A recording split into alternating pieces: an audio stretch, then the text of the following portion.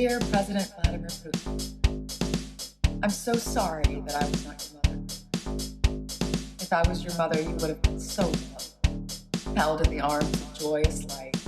Never would the stories plight the world unfurled before our eyes, a pure demise of nations sitting peaceful under the night sky. If I was your mother, the world would have been warm.